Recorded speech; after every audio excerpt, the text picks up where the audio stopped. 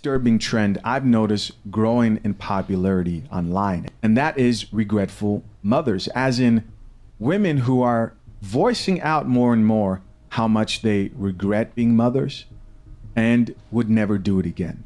Welcome back to my series where I read messages from regretful parents. I consider myself someone that stands 10 toes down on the fact that I regret motherhood. It's like I don't regret my daughter, I regret the role. I think people are rubbed the wrong way about it because most moms feel that way. What is something that you'll get a lot of hate for if you say it out loud? That a lot of parents out there regret having kids. Drink the coffee, it'll make you feel better. I've wanted to give my own personal take on this growing trend of mothers coming out and saying, I regret being a mother. I regret having kids. And I've held it off until now. This video is titled Overcoming Regrets of Motherhood, and it features a 50-plus-year-old mother who shares exactly why she regrets motherhood, and the host of the podcast also seems to agree. A link to the full video will be in the description. Because one of the things that you said at the end of the conversation Yes. was, now that I'm 50 plus Yes. with a grandchild, if I had to do this motherhood thing all over again, Yeah. I probably would not do it. Yeah. That shook you a little bit. That I was like, oh, because I've had the conversations and they will cut you up in the comments if you say, motherhood is hard. I don't really like this. This maybe ain't the job for me. You can say those things and people give you no grace for your truth. Right. But I've had the conversation of like, this just isn't what I thought it was going to be. Like, this is hard. We aren't talking about it. But I haven't necessarily had a conversation where someone was like, if I could do it all over again, I wouldn't do that. So talk a little bit about your journey, your experience as a mother that has led you to the conclusion of like, Yeah. So first, let me say this. I think there's always two truths, no lies, right? So my two truths are I love my sons who are adults, 28 and 33. However, I have not enjoyed motherhood. So as we talked about real quick on the podcast, on our live, I was like, my experience as a mom has not been easy. So first of all, I started out as a teen mom. That's difficult in itself. My son's father never really played. All right, teen mom isn't good at all. A part in his life. We were both in high school, so he went on to live his life and move around the cabin, and I had to shift my life. Then I got married. I was in an abusive relationship and then got a divorce. So I have experienced so many different things as a mom that have not been joyous experiences for me. Now, we're going to bring it up just because this is coffee land, right? Abuse. What are we talking about here? Is it the way we see a lot of these women use abuse? Like he was emotionally abusive? What are we talking about? And these are important questions. So, like I said, there are some joyous moments. Jesus. However, it has been very, very difficult for me. And funny enough, it's been harder having adult children than it has been when they were younger. Oh, you just said so much. So what I heard was becoming a teen mom, in your opinion, in hindsight being 2020, kind of set your life on a path of failure. That's the beginning of a tough life. I've seen that a lot. Having to pick up the pieces and figure it out, and you maybe did. Okay, so let me just say this though. Teen Mom is the worst show to ever happen on MTV. I think that show exposed a lot of teen pregnancy in real life. Because we've seen a lot of teen mothers, kids having kids that are immature and just that are not ready to be responsible adults, to be parents to these kids that they're bringing into the world. But it's unfortunate that you have stupid trends on TikTok nowadays that are talking about how they're regretting being mothers, and yet you gave birth to a child in the first place. So why all of a sudden you're regretting that decision now? And then you're over there saying that how you love your sons and everything, and yet you're complaining about being a mother. I'm trying to figure out how to understand their logic, because I'm hella confused on this. No, not until now, and I'm 51 years old. Wow. And motherhood, you feel like was the that's kind of what you spent your time doing. Absolutely. You were so focused on raising children that you didn't necessarily have time to raise yourself or figure out who you were. Absolutely. So you have to understand, I was headed to college when I found out I was pregnant. I was almost in my last year of high school. I found out I was pregnant by accident, to be completely honest. And now I have to shift from, I'm no longer going off to college. I'm not going to look at colleges anymore. I'm not going on that journey with my counterparts as far as schoolmates are concerned, right? Now my sole focus, when I crossed that stage at graduation and got my diploma, there was a stroller on the other side with my son in it. So I had to redirect my entire life. So I did go back to college, but at that time, now I'm a mom, I'm a professional, I got a side hustle, I'm newly married. So now I'm not having that journey alone as Kendall, but I'm having that journey as a mom and a wife and a business owner, and also someone working in corporate America. With all of those responsibilities With that all the never allowed you the freedom to just ever really focus on yourself. Never. Could it be that all this would have been avoided if she married before she carried? Now you might be saying, well, she did get married and she still feels the same way. Let's keep listening. Never. I say motherhood is the hardest and the longest job that you'll ever have, with no days off. You don't get any sick time, PTO, and sometimes it's a thankless job as well. Most of the time. Most of the time. And I don't the expectation. Absolutely. And I think I've always been very honest about my motherhood journey, where my friends would laugh at me. But I'm like, I would rather be 100% real about this, because I know at some point someone has to come to me and say, girl, I feel like that too. And that's what I'm hearing on this platform, because I'm not afraid to say the quiet parts out loud. Like at this age, I'm not trying to impress anyone. And I've always been genuinely me and 100%. So, yeah. So when I had my first son, I was literally, my story is the opposite of yours. Okay. I had my first son at 35. Okay. Right? So literally opposite. And maybe same week postpartum, I remember thinking to myself, I'm 35 years old, right? And I'm thinking, how the hell are these 16-year-olds having babies? How in the world can a teenager even mentally wrap her mind around the dedication, the commitment, the sacrifice that it takes to literally give your life to someone else? Wasn't I just saying a few seconds ago? Kids having kids, not being responsible and not being mature enough to raise a kid. They would rather have sex and give birth to a child. I literally just said the same thing as she said. Nothing but facts. It is so real. It is so real. In fact, it's so real that I actually had the same thoughts after getting married. I thought to myself, all right, so building a family, you know, people usually take time when they're thinking with common sense. And then I start to think of all the young women who just plunge into single motherhood with multiple children. No, not one kid who you're stressing over, hoping you're going to do the right thing. No, no, no. 3 or 4 children to one person. That burden of responsibility to provide for those children by themselves. And the more I thought about that, the crazier I think men who are out here not protecting their seed or themselves and just having babies left and right. And the women who allow these men and say, yes, go ahead, I will have your baby and be baby mama 2, 3, 4. Bro, you said a whole lot of facts that I was getting ready to say. Because there are men out here that are deadbeat fathers that don't want to do the work and step up to the plate and be there for their children. And that's how their children end up turning out the way that we're dealing with kids now. My bad, y'all. I was getting ready to say that Nick Cannon is the worst one. Him and that Miami Dolphins player, what's his name? I feel like a lot of these men have so much in common by having babies by multiple women. They can't keep their junk in their pants. They cannot protect their seed.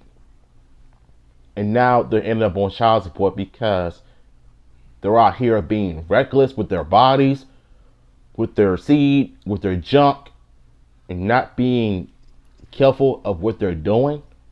It's obvious to me that men and women just don't know what to do. Like, if you're not ready to have kids, stop having sex. People who continue to do that just seems crazier and crazier to me personally.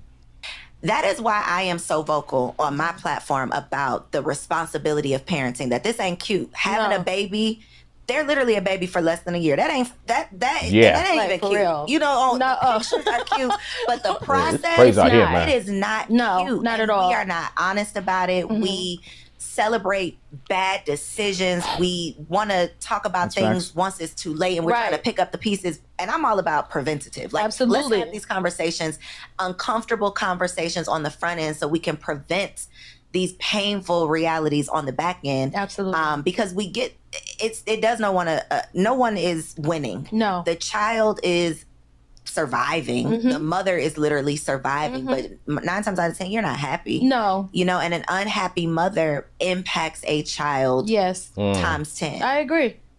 What the other mom said about an unhappy mother could also impact the child, and if that child ends up growing up picking up the same bad habits as the mother did when she was her age. So that's why I've always said you have to be careful of how you act and do stuff around your kids. That's why you got to be better examples for them.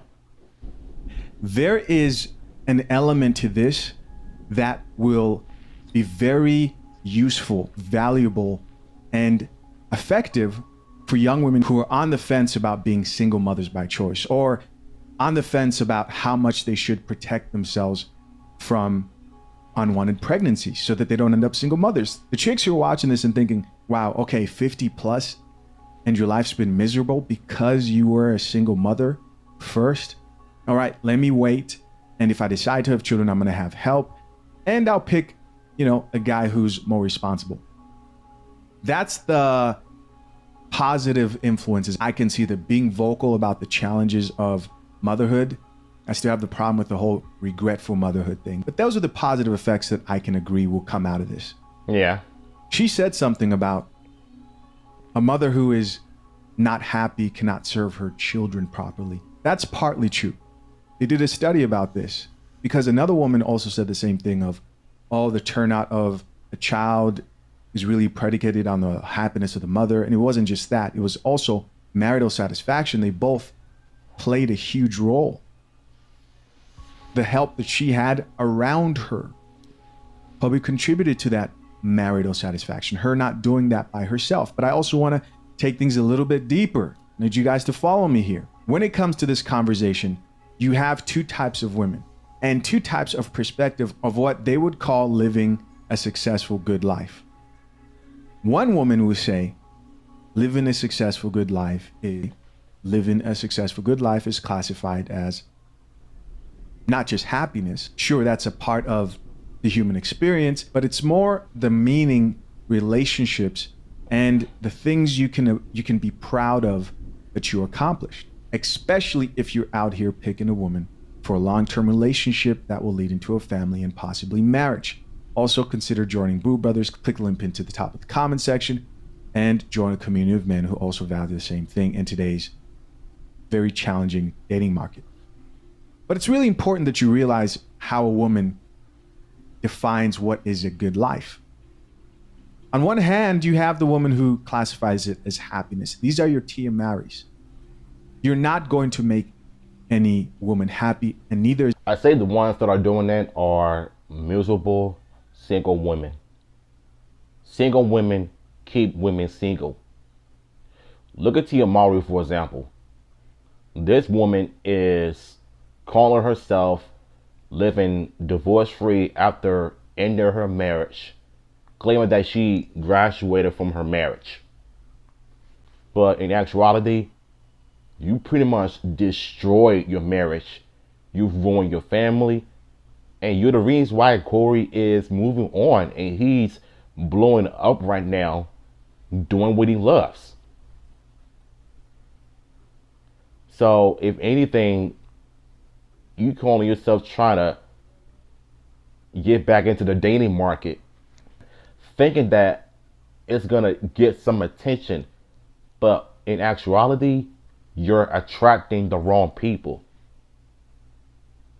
So you can sit up here and act like divorce is a good thing, but in all honesty, you're hurting the kids more than you're hurting yourself. On top of that, any woman who sees having children, or a man who sees having children, the difference is that men usually don't fall into that type of delusion because their life is very real and raw 24/7, right? But any woman who sees having children as a means to be happy, and they don't think it's going to come with more challenges and hardship that they will have to overcome, and that they're working towards something that they will find meaning in, they will find joy in, right? Joy is different. That's inner peace. Happiness, outer peace. External factors contribute to your happiness, which are constantly changing. Joy, that comes from your inner self, usually the things that you're proud of, the relationships you have. And you can maintain joy in tragedy and sometimes in challenges and hardship. A lot of women think that having a family, husband and children is going to make them happy. It will not. I would also go as far as to say it'd probably be the hardest thing you've ever done in your life. Nothing more challenging than that, because you won't be appreciated as much as you believe you should be. And she says mothers are not appreciated. Imagine what it's like to be a man. You could just look at Father's Day compared to Mother's Day, and you know the difference between those two different holidays. And you have to accept that you're not in it for the happiness, you're in it for the product, the adventure, and also the person who you will become, because you're building character, resilience, strength, and you are setting another human being to hopefully have a better life than you did. I like what he said as well. I want to break down a few things that he said about this video on Father's Day and Mother's Day, comparing it to who has it the best. So, I mean, of course, when it comes to Mother's Day, all mothers get love for birthing us, giving us the world, and giving us everything that we need, because we love our mothers, because we embrace who our mothers are, and we love them for who they are. And we also did a lot for them as they did for us growing up. Now, Father's Day, on the other hand, I think in most cases nowadays, a lot of good fathers don't get enough credit for raising boys to become great men, disciplining them and showing them ways of being strong and overcoming a lot of obstacles. Not only that, but teaching them things, life skills, in order for them to survive in life. Because without fathers, our lives would have been doomed. So I think good fathers and Father's Day don't really get enough respect that it deserves.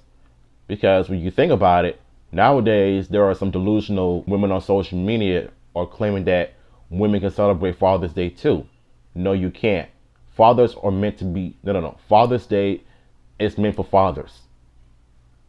The same can be said about mothers are meant for Mother's Day. We can love our wives and girlfriends, moms, daughters, cousins, and sisters. If they have kids, we can wish them Mother's Day. But at the same time, we have to respect each other's holidays. Of your gene pool and passing on wisdom to the next generation. It's not easy, and it's definitely not a life full of happiness. And I think for the women who believe it's going to be happiness, they should for sure avoid having children, because they will be disappointed and they might do the worst thing, which is take it out on the children. Let's get back into it. So how old, you were a teen when you had your first son? Mm-hmm. Then you had your second son. Yes. Do you feel like that set you back on maybe progress that you might have made? Or what was that process of becoming a mom of two like? It became, oh God, here I am again. Like, I didn't want to have another child. My ex-husband begged me to have a child.